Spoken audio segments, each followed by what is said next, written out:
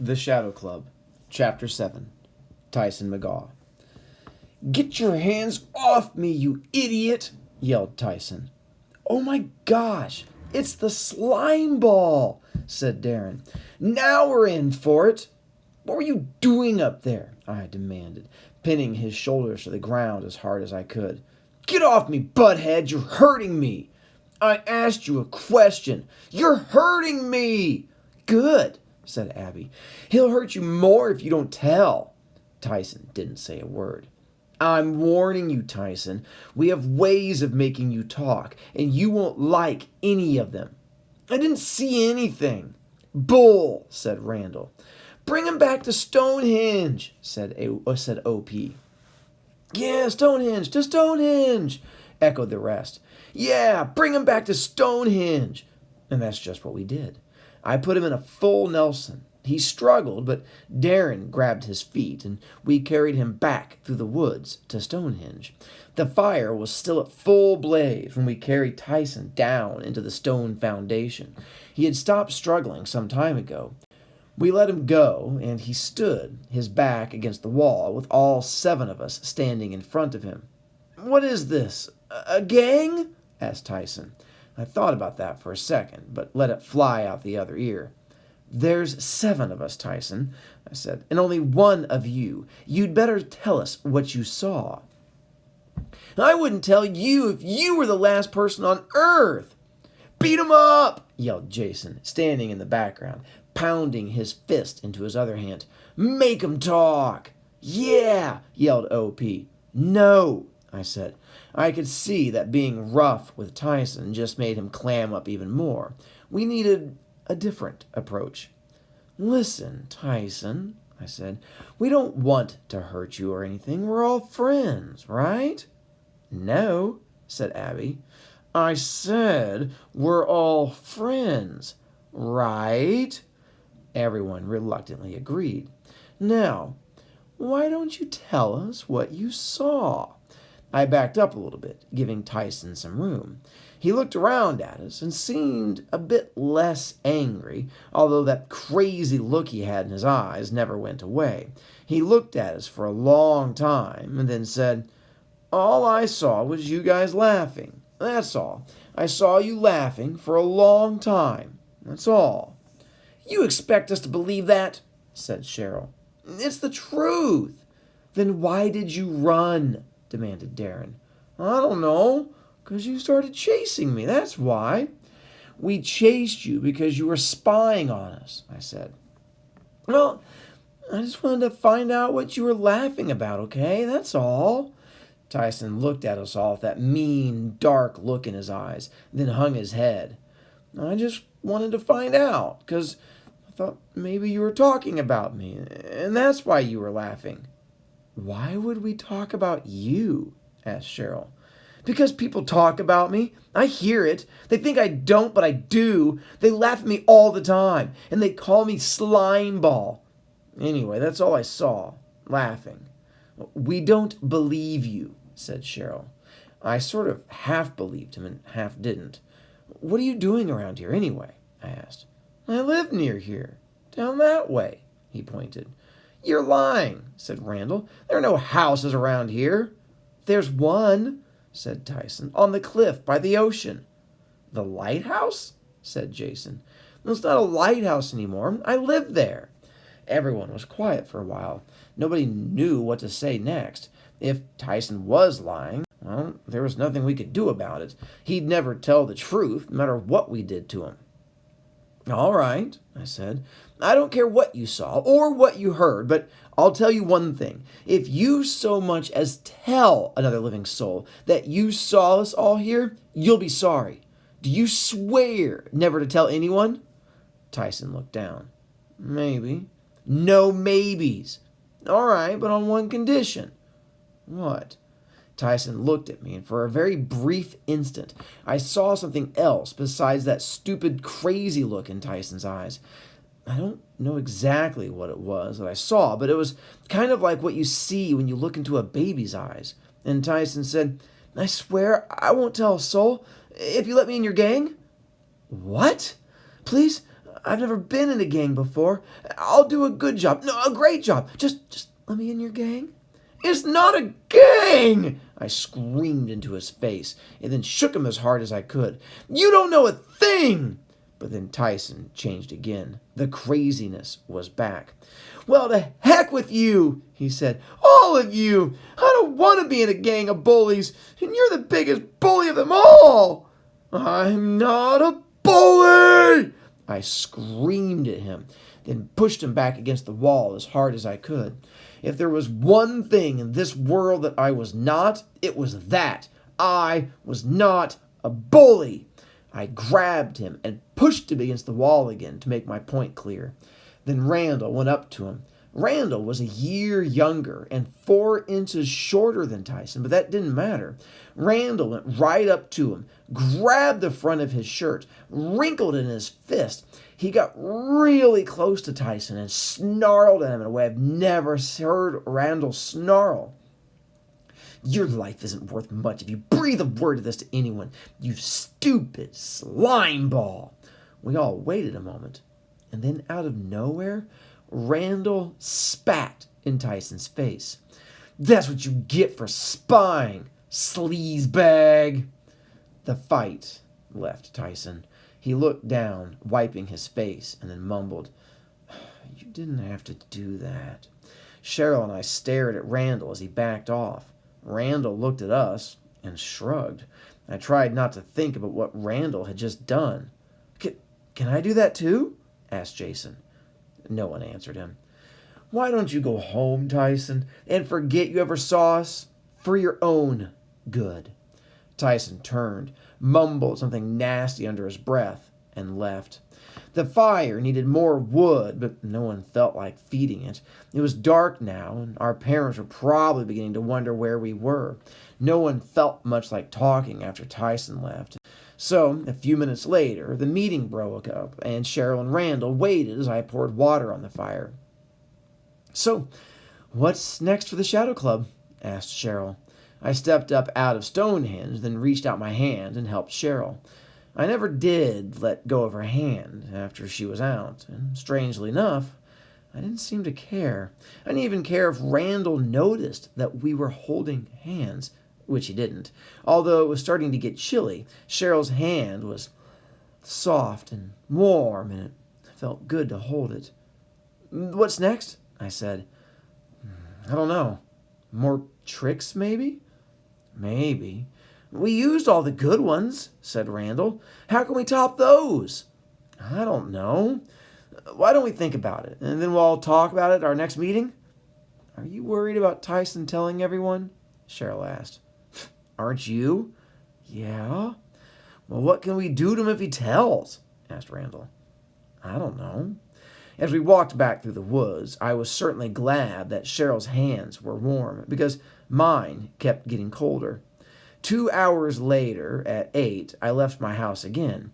I told my parents that I was going over to Cheryl's to work on a science project. Since I never lied to them, and I'd always been pretty responsible and trustworthy, they believed me and let me go.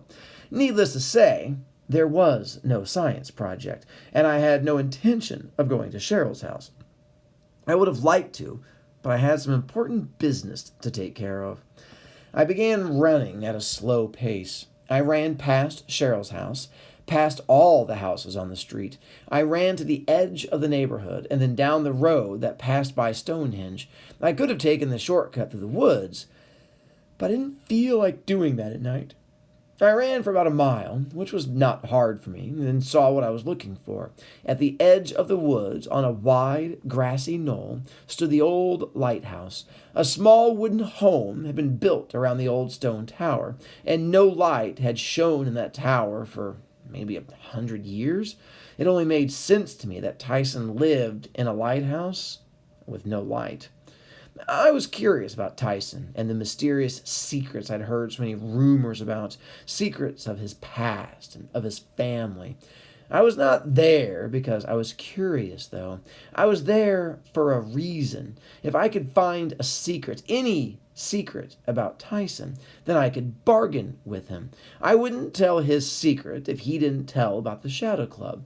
It was a simple enough plan, but finding the secret was not going to be easy. My hair is blonde and easy to see, so as I got closer, I pulled the black hood of my sweat jacket over my head. As I approached Tyson's house, I began to get a bit frightened, thinking about all the things I'd heard in the 3 years that Tyson had lived in town.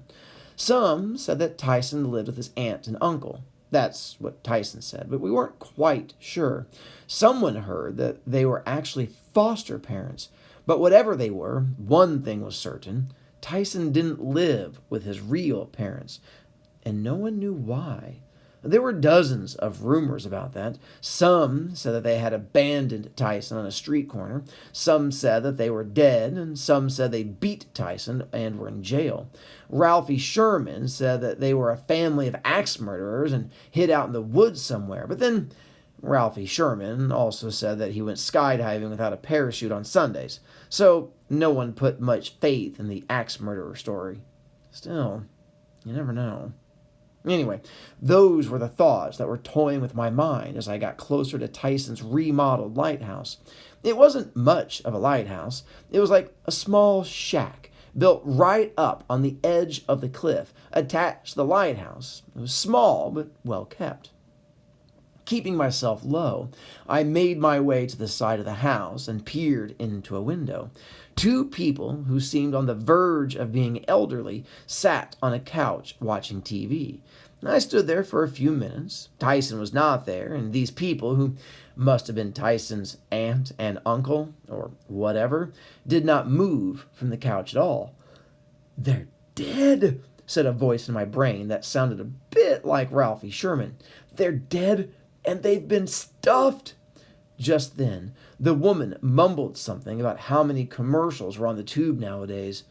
Oh well, so much for them being stuffed. I ducked again and made my way around the side, just by the edge of the cliff. Again, I looked into a window. This time, I had found Tyson's room.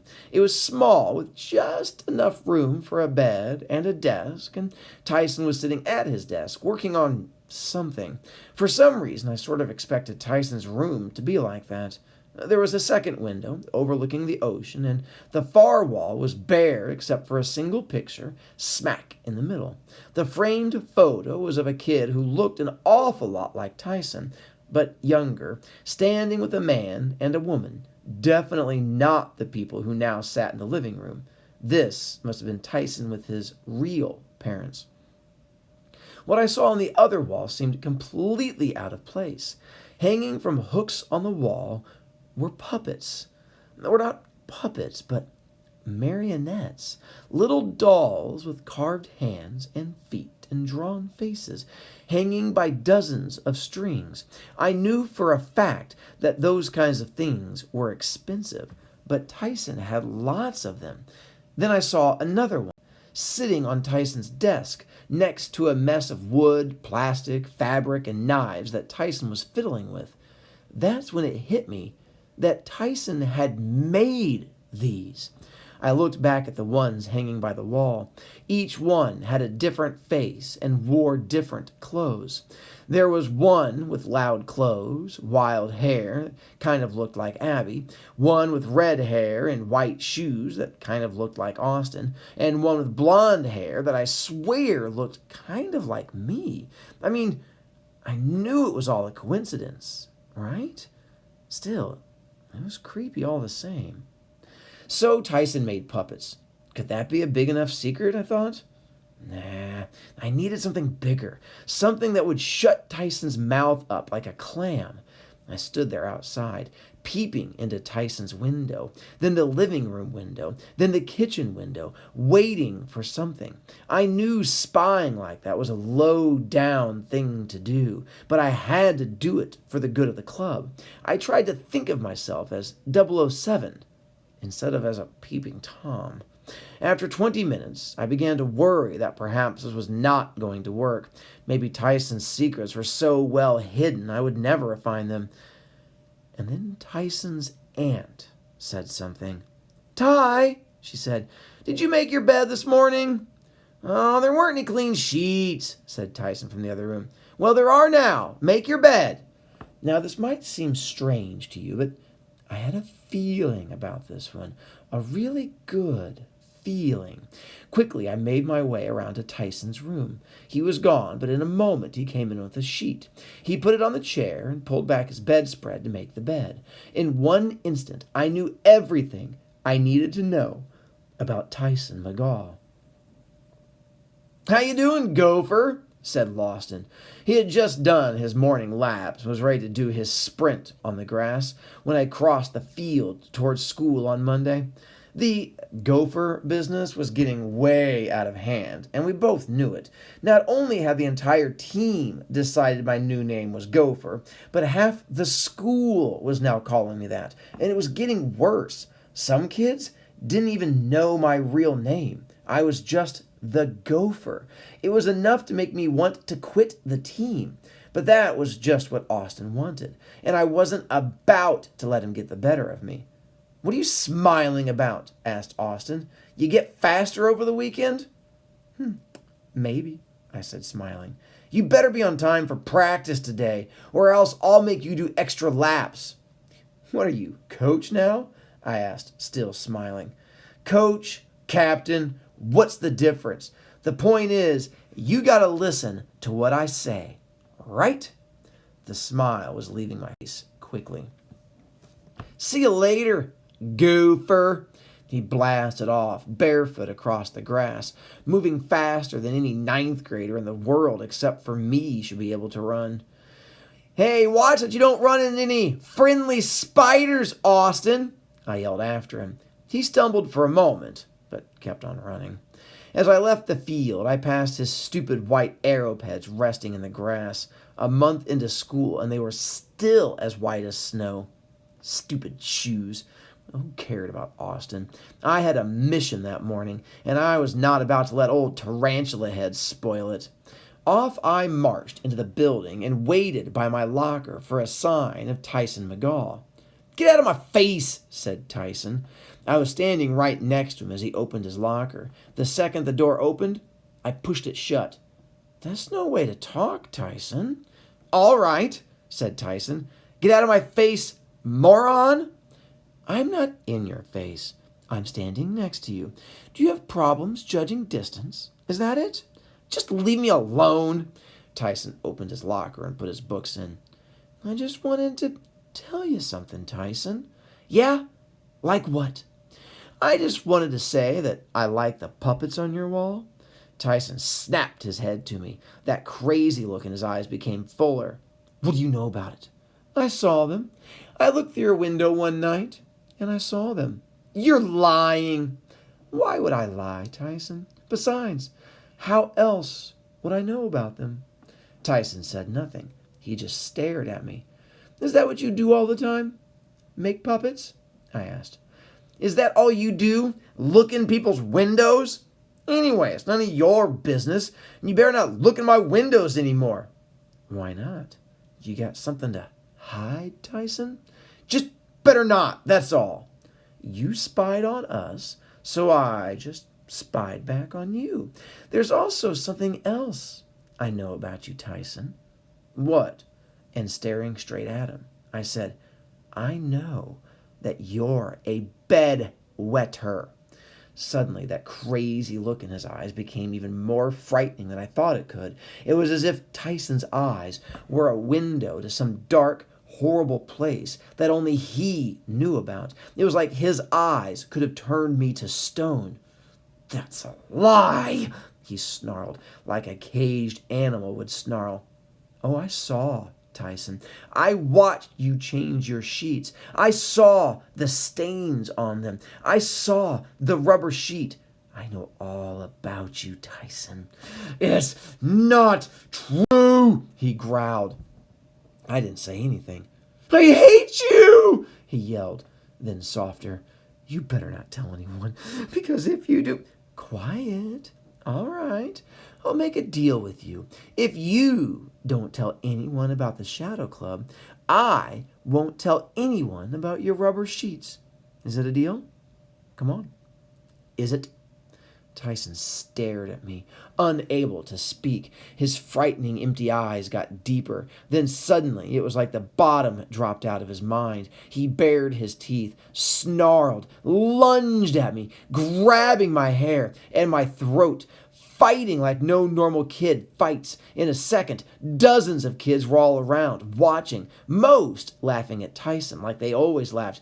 "I'll kill you if you tell," he screamed. "Kill you, kill you, kill you, kill you, kill you, kill." I pushed him away, but he came right back at me. Maybe I should have been punching him back. I don't know. I guess I felt it was unfair to hit him, so I just kept pushing him off of me, and he kept lunging with tears in those wolf eyes. Finally, Vice Principal Green came running down the hall and grabbed Tyson, shaking him and talking to him as if he were trying to shake someone out of a bad nightmare. Eventually, Tyson snapped back into sanity. "What is this all about?" Mr. Green asked me. I shrugged. "Nothing. He just came at me. I think I must have bumped into his locker." And Mr. Green believed me because I was always such a good kid who never caused anyone any problems. It scared me to think what I could get away with if I really wanted to. It scared me and bothered me to think of how I was toying with poor Tyson's head, so I tried not to think about it. "All right, Tyson, why don't you tell me why you went after him?" Tyson just looked at him, then at me, with his jaw open as if he would spill out the whole story. Then finally he looked down. "He bumped into my locker," said Tyson. "Fine. Let's have a talk in my office, Tyson," said Mr. Green. He looked at the crowd in the hallway. "Didn't I just hear the homeroom bell? Don't you all have somewhere to go?" The crowd began to break up. Green walked with Tyson down the hall. Tyson turned back to look at me, both of us realizing that I had him over a barrel, and there was nothing he could do about it. I winked at him. He threw back at me that stone-turning gaze of his. I guess in some ways I had turned to stone, but it wasn't by Tyson. It was by the Shadow Club.